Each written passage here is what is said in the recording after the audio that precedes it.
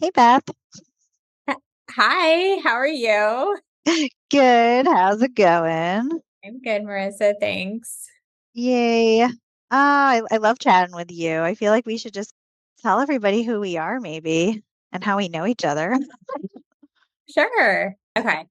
I'm Beth Conlin. I'm a registered dietitian. I focus on pediatric and family nutrition. Kind of had a circuitous route to getting to where I am now in private practice, but I've been specializing in pediatric and family nutrition pretty much throughout my entire career, including early year, undergrad and graduate education. So I've just always been so passionate about the role of nutrition on maternal and child health. And then, as I progressed in my career, extended that to family. So I work in private practice at FromTheStartNutrition, and I see general pediatric and family wellness. And I really specialize in picky eating or extreme picky eating for older kids, what we're now kind of calling ARFID. And I also do eating and feeding disorders. So what about you? Yeah, I feel Oh, like that's how we really connected, right? Because yeah. we connected over to shared interest with feeding families and children. But I launched my business only a year and a half ago. I've been working in corporate wellness with tech companies for the entirety of my career, but I really focused on eating behavior within these tech companies and also health promotion. And what I found is the stressors and the immense pressure that people put on themselves to eat a certain way. And there was a lot of eating disorders that I counseled over the years. And I really enjoy helping families and executives just with how they could feed themselves and their families better. I focus a lot on disordered eating and prevention and treatment. And so, especially around sports as well with kids, that's really a great area of mine. I was a competitive athlete and Oh, I went for my master's in exercise physiology and oh, nutrition. good So for you. I do like to incorporate that as well. But yeah, Yeah. I like how we're talking through how we could feed families better and our own children, kind of like I was what gonna we. say, and oh wait, I'm a mom. I have Oh four yeah, kids. I, yeah, and we're moms. I have two kids, and they're 9 and 6, and I feel like just the years are flying by. Five guy. Yeah, my oldest is almost 9. He'll be 9 next month. And just turned 7, 5, and then the baby is now almost 16 months. Baby. Oh, yeah, you got a lot going on. But all good. Well, we were just talking before, this recording started, but we were just talking about, did we know about certain feeding practices that we wanted to try with our own kids before actually trying them? And I think we both agreed that we did know about a very specific childhood feeding practice that we did Yeah. want to try with our children, which is called the division of responsibility. It's by a feeding expert and dietitian, nutritionist named Ellen Satter. She is the guru, if you will, of childhood feeding. And so I know both Beth and I studied about Ellen's approach and understood it before we even had children. We were interested in it. I actually did a PhD in biomedical science, but I ended up moving into clinical, and I studied parenting practices for my dissertation. So of course that included a division of responsibility and different parent feeding styles. And that was before I had my first. So moving into motherhood, yes, that was definitely on the front of my mind. But I personally found it a little more challenging than I thought it would be to implement, because I felt like some of it actually went against my intuition, which now I can totally empathize better with people who are like, "Are you sure this is going to work?" Because I felt that way too, even though I was so educated in the area.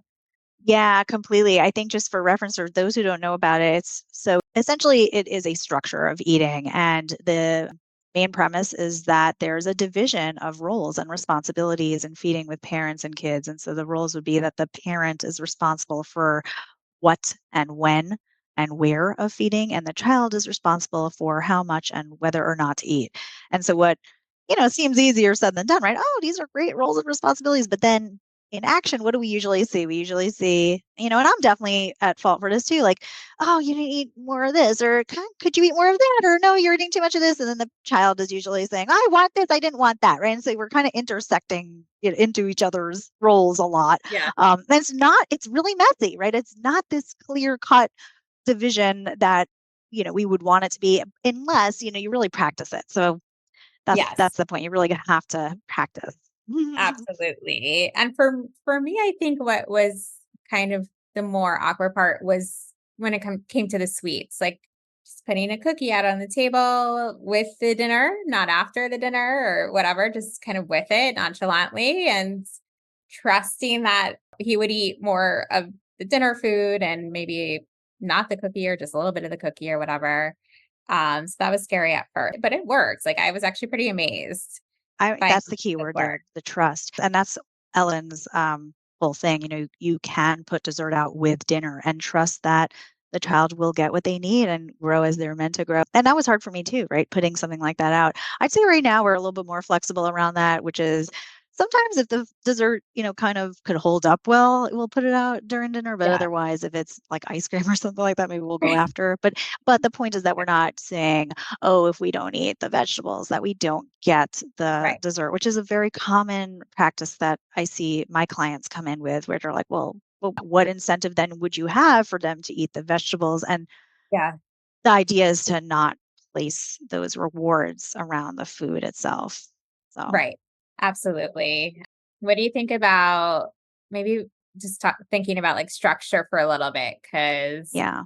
for my oldest, this did work out pretty well. For my other one, who is actually the more adventurous eater, but she, like me, loves sweets.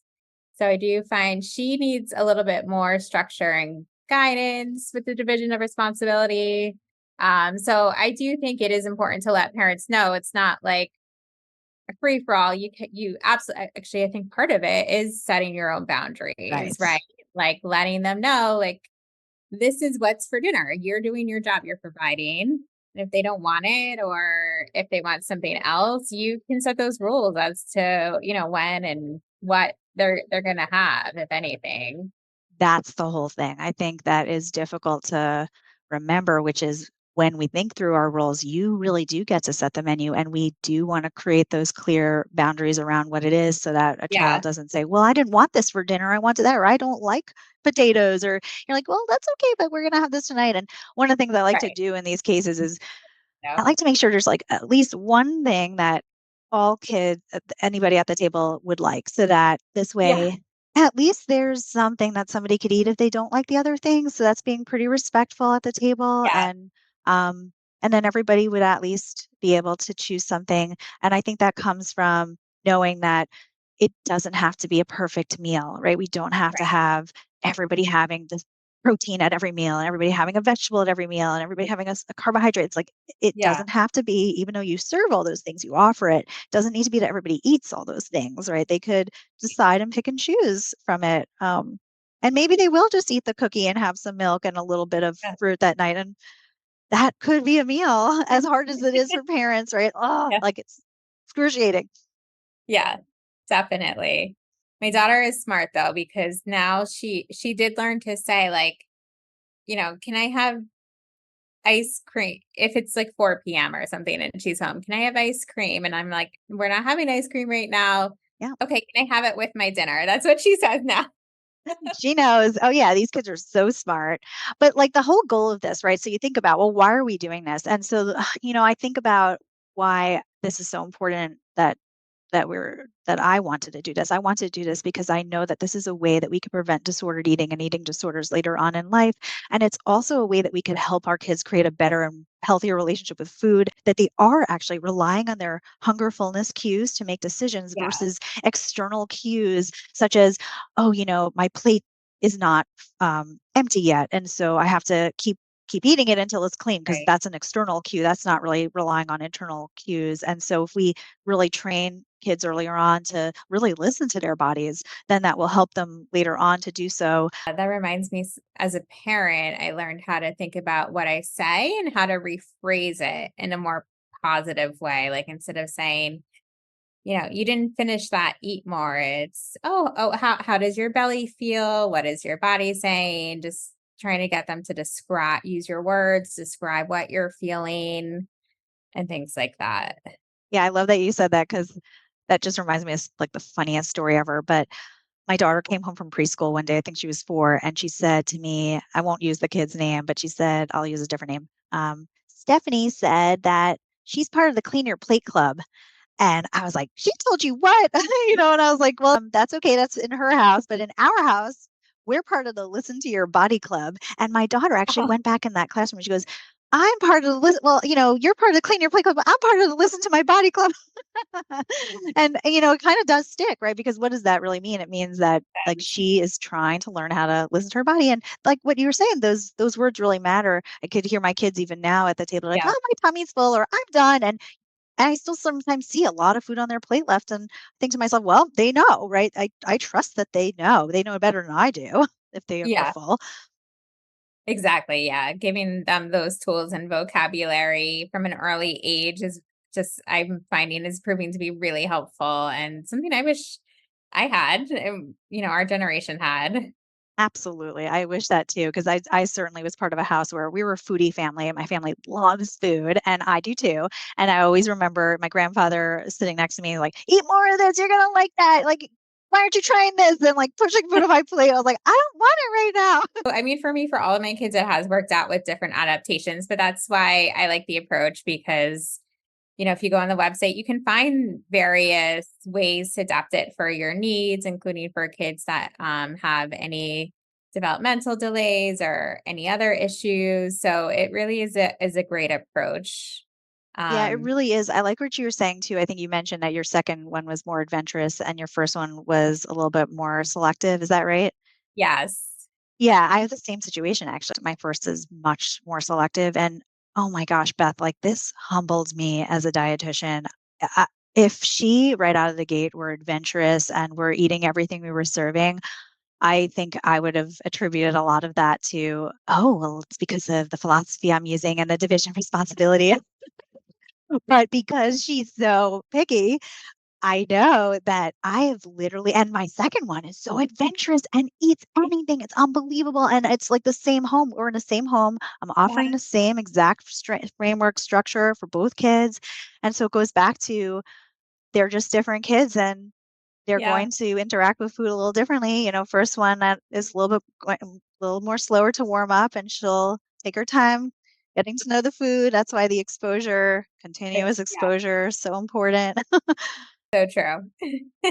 Yeah. No, I'm laughing because my older one, she's at sleepaway camp right now, and I can't believe how easy this menu planning has been for me this week. We literally have Oh, one pot on the stove, and she eats it, and it's done. I clean it up. I'm like, wow, that is because wow. with my first one, we usually do something called a deconstructed dinner where we have a lot of different elements to it. So people could add sauces if they want, and people could not add sauces if they want. Maybe they kind of create the thing they want on their plate, and I don't need to do that with my second at all. I just Oh, make a wow. meal. So she'll eat like mixed foods and all of that. Yeah. She eats spice, all of it. Doesn't care what I put in it. Yeah. Deconstructed dinners really helped us too. So, cause I loved mixed foods.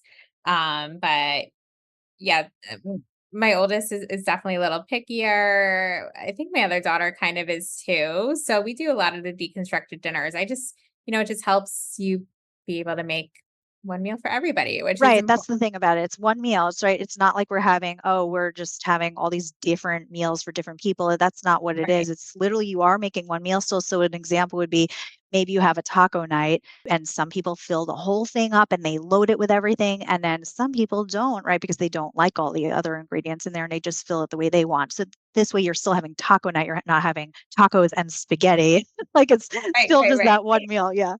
Yeah.